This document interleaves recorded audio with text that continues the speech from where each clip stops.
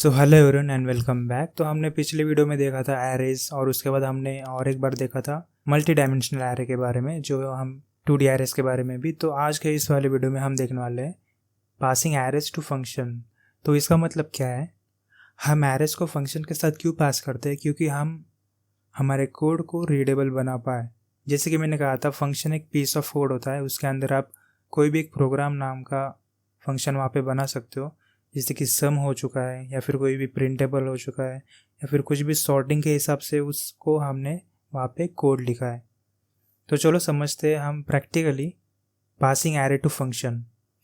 तो सबसे पहले मैं आपको ये बताना चाहूँगा कि एरेज पास कैसे होते हैं। Arrays are always passed by reference. तो आपको ये पता ही होना चाहिए हम रेफरेंस के साथ कैसे पास कर सकते हैं। जैसे कि एक तरीके से हमने फंक्शन रेफरेंस भी पढ़ा था कि हम फंक्शन के मेमोरी एड्रेस को भी यहाँ पे यूज़ कर सकते हैं। हमने पॉइंटर्स के हिसाब से भी वो देखा था। तो इसका बेसिकली सिंटैक्स कैसा होता है, तो फॉर एग्जांपल मैं यहाँ पे एक दूसरा फंक्शन बनाऊंगा void नाम से। तो आपको पता ही होगा void मैंने आपको बताया था। तो मैं यहाँ पे एक तरीके से फंक्शन एरे ऐसे नाम दे दूंगा, तो आप कुछ भी दे सकते हो। void को क्यों ऐड करते हैं? क्योंकि हम यहाँ पे रिटर्न ना लिख सके हमारे कोड में। तो एक सिंपल सा सिंटैक्स बोलो तो पासिंग एरे टू फंक्शन मतलब एरे को एक पीस ऑफ फंक्शन के साथ हम दूसरे में पास कर सकते हैं with the help of function, है ना। तो इसमें हम क्या कर सकते हैं, हम एक पैरामीटर देते हैं, तो हम इसके अंदर एक पैरामीटर लिखते हैं। फॉर एग्जांपल मैं यहाँ पे लिख सकता हूँ इंट एरे ARR शॉर्टकट में, और इसके अंदर आपको पता होगा एरे हम स्क्वायर ब्रैकेट के साथ यूज़ करते हैं। और इसी के सामने मैं यहाँ पे और एक बार लिख दूंगा इंट साइज। तो ये एक तरीके से, तो आप यहाँ पे ओनली कुछ एक मतलब ऐसे भी ओनली सिंगल पैरामीटर भी पास कर सकते हो, बट मैं चाहता हूँ कि आपको अच्छे से समझ आए, इसलिए मैं यहाँ पे एक एग्जांपल दिखा रहा हूँ आपको। तो इसके अंदर हमने एक देख लेंगे, हमने नेस्टेड फॉर लूप और फॉर लूप भी पढ़ा था।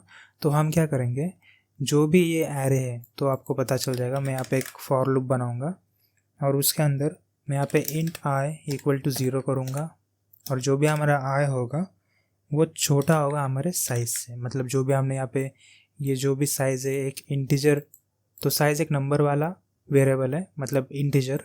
तो हमने क्या किया, जो भी साइज़ का होगा उससे कम अगर आय होगा तो आय गया अभी 0।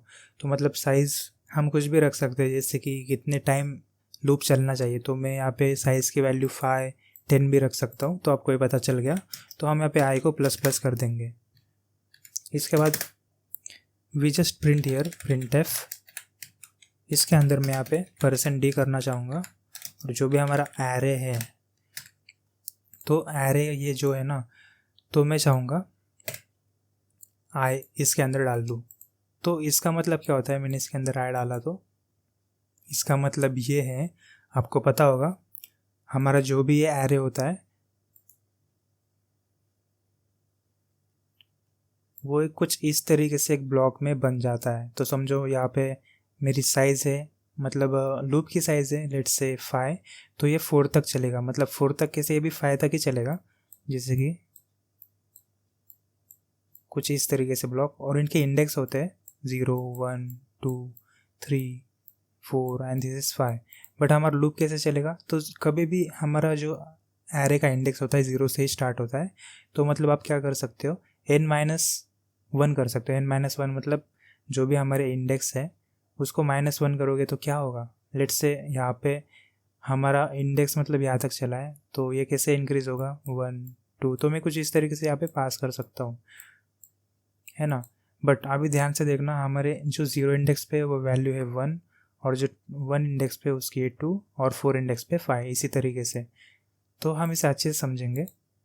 तो यहाँ पे एकदम इजीली मैं बताऊँ तो मैंने यहाँ पे हमारा एक पीस ऑफ कोड रेडी कर दिया है। हम इसमें एरे को कैसे पास कर सकते हैं, by using parameter and arguments. तो अभी हम इसके अंदर आर्ग्यूमेंट पास करेंगे, तो हमें जो भी फंक्शन परफॉर्म करना होता है, मतलब सी प्रोग्राम में कुछ भी रन करना होता है, तो इंट मेन के अंदर ही हम इसके अंदर रन कर सकते हैं। इसके बिना यहाँ पे पत्ता भी नहीं हिलता, तो आपको ये पता होना चाहिए। और इसके अंदर हम क्या करेंगे, इंट मेन में मैं एक वेरिएबल बनाऊंगा इंट नम बोल के। तो नम के अंदर क्या होना चाहिए, नम को मैं एक अनदर वेरिएबल बनाऊंगा। नम को मैं क्या करूंगा, इसके अंदर मैं 5 मतलब वैल्यू बनाना चाहूँगा। तो इसका मीनिंग क्या हो गया, तो ये जो भी मैंने ये अभी ये बनाया है ना, ये नम वेरिएबल, तो इसके अंदर एक तरीके से कुछ इस तरीके से मेमोरी बनी होंगी 1 2 3 4। तो ये एक तरीके से ये 5 ऐसे बॉक्सेस बन चुके होंगे और इनके एरे होंगे यहाँ पे कुछ इस तरीके से। तो अभी ध्यान से देखना, तो ये एक तरीके से 5 हमारे एरे बन चुके हैं। तो ये वर्क कैसे करेगा देखा, अभी यहाँ पे मैं इसमें वैल्यू स्टोर करूँगा, एलिमेंट स्टोर करूँगा, जैसे कि 10 20 30 40 50। तो ये जो मेमोरी है ये एक तरीके से हमारे बॉक्स में आ चुके हैं। तो इसमें 20, इसमें 30, इसमें 40 और इसमें 50। इसके बाद अभी तो हम यहाँ पे क्या करेंगे, हम हमारे जो भी हमने यहाँ पे फंक्शन बनाया इसको, हम इसको इसके अंदर आर्ग्यूमेंट के हिसाब से पास करेंगे। और कैसे कर सकते हैं, तो मैं यहाँ पे क्या करूँगा, जो भी है हमारा फंक्शन एरे, जो ये नाम है यही इसको डालना है और हमें यहाँ पे पैरेंथेसिस डालना है। तो हमने देखो इसके अंदर 2 पैरामीटर्स पास किए हैं। तो पैरामीटर्स पास करने के बाद आपको यहाँ पे इसके आर्ग्यूमेंट्स भी पास करने होते हैं, ठीक है। तो आर्ग्यूमेंट्स कैसे पास कर सकते हैं हम यहाँ पे कुछ भी लिख सकते हैं, जैसे कि अभी मैंने यहाँ पे एक सेम टू सेम एरे बनाया है। तो ये जो भी है ना, तो मैं चाहूँगा ये जो हमारा फॉर लूप है ये 5 टाइम्स चले, क्योंकि मैंने यहाँ पे साइज़ लिखा है। तो जो भी साइज़ होगी तो मैं इसके अंदर डाल सकता हूँ। तो जो हमारा पहला पैरामीटर है तो उसकी फर्स्ट आर्ग्यूमेंट मैं यहाँ पे दूंगा नम। मतलब ये जो है ना, इसको एक आर्ग्यूमेंट समझो, हमने उस पैरामीटर के अंदर डाल दिया। और इसी को अभी एरर क्यों दिखा रहा है, क्योंकि हमने यहाँ पे और एक यहाँ पे पैरामीटर बनाया है। तो इसी के वजह से हम यहाँ पे और एक आर्ग्यूमेंट पास कर सकते हैं। तो यहाँ पे हम कुछ भी इसकी वैल्यू दे सकते हैं। फॉर एग्जांपल मैं देना चाहूँगा 5, क्योंकि हमारी जो भी एरे की लेंथ होगी वो 5 होनी चाहिए। तो इसलिए मैंने यहाँ पे उसकी साइज़ यहाँ पे 5 कर दी है। तो अभी जैसे ये रन होगा, बट ये रन कैसे होगा, तुम्हें यही क्वेश्चन होगा ना, क्योंकि हमने इसके अंदर प्रिंट नहीं किया, क्योंकि हमने इसको यहाँ पे कॉल किया है। तो जैसे ही ये कॉल होगा तो हमारा जो कंपाइलर होगा वो इस लाइन को देखेगा 13 नंबर वाले को, और जैसे इसको देख लेगा तो वो इस फंक्शन को एक तरीके से हम यहाँ पे कॉल को मतलब कॉल करते हैं। तो सीधा वो यहाँ पे 4 नंबर पे जाएगा, फिर बाद में 5 नंबर पे, फिर ये लूप चलेगा। ये लूप कितने बार चलेगा, 5 टाइम्स। फिर इसके बाद यहाँ पे प्रिंट होगा। तो मैं चाहूँगा कि इसके आगे मैं \n दे दूँ। जैसे \n दूंगा तो नेक्स्ट लाइन पे हमारे जो भी यहाँ पे नंबर्स होंगे, तो हमने आर्गुमेंट में क्या पास किया है, ये एरे। तो जो भी होगा मतलब एक तरीके से हमें कुछ इस तरीके से, ये जो आपको ड्राइंग दिख रही है यहाँ पे सेम टू सेम वैसे ही आई थिंक प्रिंट होगा। आई थिंक नहीं होगा ही, क्योंकि हमने यहाँ पे लूप चलाया। तो मैं आपको अच्छे से बताना चाहूँगा कि ये लूप वर्क कैसे करता है, आपको क्लियर कर दूँ। लेट से मैं यहाँ पे येलो कलर लूँगा। लेट से ये है मेरा फॉर लूप, और इसमें मैं शॉर्टकट में डालता हूँ आई जो है वो है 0, और इसके बाद हमारा आई छोटा है 5 से, है ना। अगर आपको अभी तक नहीं समझे तो अभी समझ जाएगा। आई है ++, तो हमें यहाँ पे ++ करना है। तो इसके अंदर एक प्रिंट वैल्यू मैंने प्रिंट एफ डालता हूँ, और इसके अंदर %d, और ये पे हमारा एरे, और इसके अंदर हमने क्या पास किया, आई। तो ये वर्क कैसे करेगा, जैसे ही अभी समझ लो हमारा आई क्या है, 0 है। तो हमारी फॉर लूप कैसे चलती है, जब तक कंडीशन फॉल्स नहीं हो जाती तब तक वो चलेगा। जैसे ही फॉल्स होती है तो हम सीधा यहाँ पे लूप के बाहर आ जाता है, आपको पता ही होगा। तो ये वर्क कैसे करता है, अभी आए है हमारा 0, तो ये क्या करेगा, तो देखेगा क्या आए छोटा है 5 से। अभी हम इसको 0 ही पकड़ लेते हैं, क्योंकि आई में अभी 0 है। क्या 0 छोटा है 5 से, हाँ 0 छोटा है 5 से, और यहाँ पे कंडीशन ट्रू हो जाती है। तो ये नीचे आएगा, तो हमारी 0 क्या है अभी, मतलब आई क्या है अभी 0। तो यहाँ पे इंडेक्स के साथ, मतलब जो भी हमारा एरे का इंडेक्स 0 होगा उसके अंदर की वैल्यू क्या थी, 10, मतलब ये वाली। तो इसे एक्सेस करेगा, फिर बाद में फिर से ऊपर जाएगा, फिर i++ होगा। i++ होने के बाद हमारी जो भी i की वैल्यू थी यहाँ पे 0, वो यहाँ पे 1 हो जाएगी। तो फिर यहाँ पे फिर से क्या आएगा, क्या 1 छोटा है क्या 5 से, हाँ। तो फिर से यहाँ पे i में 0 की जगह 1 आएगा। तो एरे में जो भी 1 इंडेक्स था हमारा, तो कुछ इस तरीके से अभी 1 इंडेक्स में हमारा 20, तो 20 प्रिंट होगा।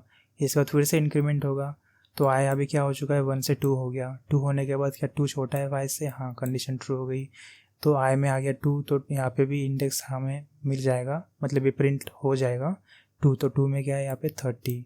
तो कुछ इस तरीके से यहाँ पे कंटिन्यू ये चलेगा।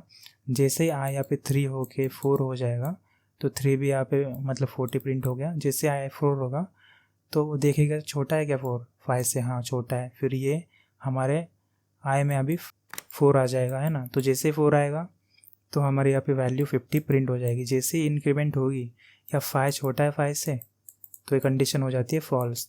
तो जैसे ही फॉल्स होता है तो हमारा पूरा लूप हमारे फंक्शन मतलब उस फंक्शन के बाहर आ जाता है, मतलब फंक्शन हमारा जो भी फॉर लूप का ब्लॉक ऑफ कोड था वो उसके बाहर आ जाता है। तो आई होप आपको ये समझा होगा। तो अब हम इसे रन करके देखते हैं। तो देखो 10 20 30 40 50, तो हमने यहाँ पे कुछ इस तरीके से अच्छे से समझा है how we can work with passing array to function. तो ये तो एक बात हो चुकी है, बट हम यहाँ पे और एक चेंजेस कर सकते हैं। तो मैं आपके लिए इसे कमेंट करता हूँ।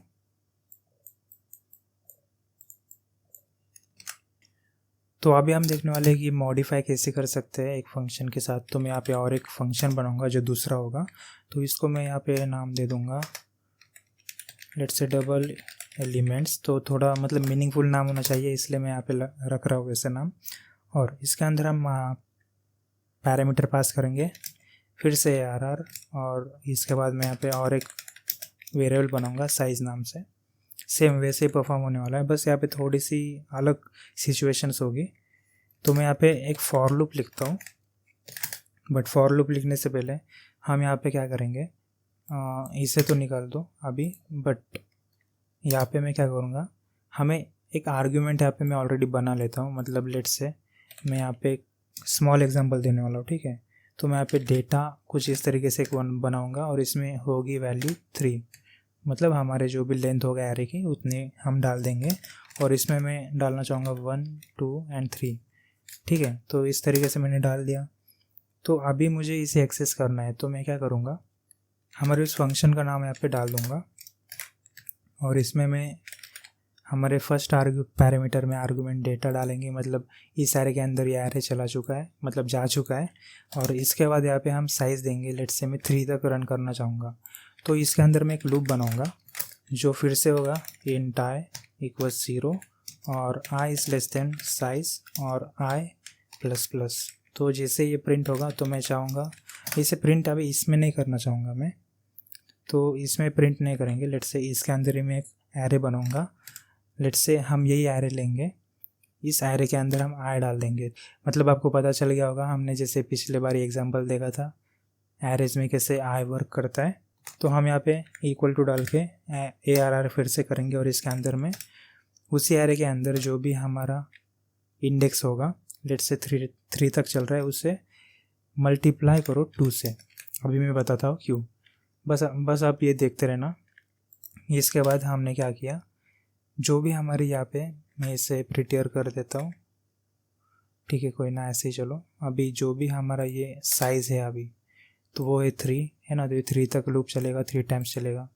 तो इसमें जो भी वैल्यू जाएगी उसे मल्टीप्लाई कर दो 2 से। तो मतलब आई के अंदर जो भी वैल्यू जाएगी, मतलब हमारे इंडेक्स 0 2 1 और 2 में, तो उसको मल्टीप्लाई कर दो 2 से, कुछ इस तरीके से। बट मैं चाहूँगा कि जो भी हमारा मेन फंक्शन है उसके अंदर मैं यहाँ पे, तो इसे ही कहते हैं, रुको मैं यहाँ पे लिख देता हूँ प्रिंट मॉडिफाइड एरे। तो हम यहाँ पे प्रिंट करने जा रहे हैं, मतलब जा रहे हैं। इसके अंदर भी हम यहाँ पे लिखेंगे इंट आई इक्वल्स टू 0, और जो भी हमारा, तो इसके अंदर भी हम यहाँ पे लिखने जाएंगे इंट आई इक्वल टू 0 और इंट इज लेस देन 3। तो आपको यही लिखना है, जो भी हमारे मतलब लेंथ होगी उसी लेंथ तक आपको लिखना है। अगर आप उससे ज़्यादा लिखोगे, लेट्स से मैं यहाँ पे 4 लिख दूंगा, तो हमारे पास इसके आगे कोई वैल्यू ही नहीं है, तो एक तरीके से गलत वैल्यू दिखाएगा, उसे हम गार्बेज वैल्यू कहते हैं। तो वो नहीं दिखना चाहिए, इसलिए हम यहाँ पे एकदम एक्यूरेट लिखते हैं जो भी लेंथ है। इसके बाद हम यहाँ पे प्रिंट करेंगे। प्रिंट क्या करेंगे, प्रिंट कैसे होगा आप यही सोच रहे होंगे। तो मैं क्या करना चाहूँगा, जो भी हमारा प्रिंट है तो इसके अंदर मैं %d करूँगा, %d और इसके अंदर मैं पास करूँगा जो भी हमारा इस फंक्शन में। तो आप इसे पास नहीं कर सकते इसमें, क्योंकि हमारा जो भी यहाँ पे वैल्यू मतलब वेरिएबल बना है इस ब्लॉक के अंदर बना है, इसलिए तो इसके अंदर मैं डेटा पास कर दूँगा और इस डेटा के अंदर मैं आई करूँगा, क्योंकि ये भी 3 टाइम चलेगा। तो हमारा जो भी इंडेक्स होगा 0 1 2 3 ऐसे चलेगा। तो आपको इधर 0 ही रखना है, क्योंकि अगर आपने यहाँ पे 1 कर दिया तो वो इंडेक्स 1 से स्टार्ट होगा, तो हमें 0 मतलब गलत वैल्यू दिखाएगा। तो इसलिए आपको ये रखना है। तो अभी हम इसके आउटपुट देखते हैं कैसे आएगा। तो देखो, जैसे मैंने बोला था यहाँ पे 246 आ चुका है, तो मैं यहाँ पे स्पेस दूंगा थोड़ा और \n, तो अच्छा दिखा इसलिए। देखो 246 आ चुका है। तो हम यहाँ पे और एक सिंपल सा एग्जांपल देखने वाले हैं, जिससे कि आपको यहाँ पे अभी कोई डाउट ना हो। तो अगर आपकी इच्छा हो तो मैं इसे निकाल देता हूँ, क्योंकि ये थोड़ा सा दिक्कत दे रहा है मुझे, मतलब हमारे कोड को। तो मैं इन सबको यहाँ से निकाल देता हूँ। तो उसे आप नोट कर लो, आपको काम में आएगा।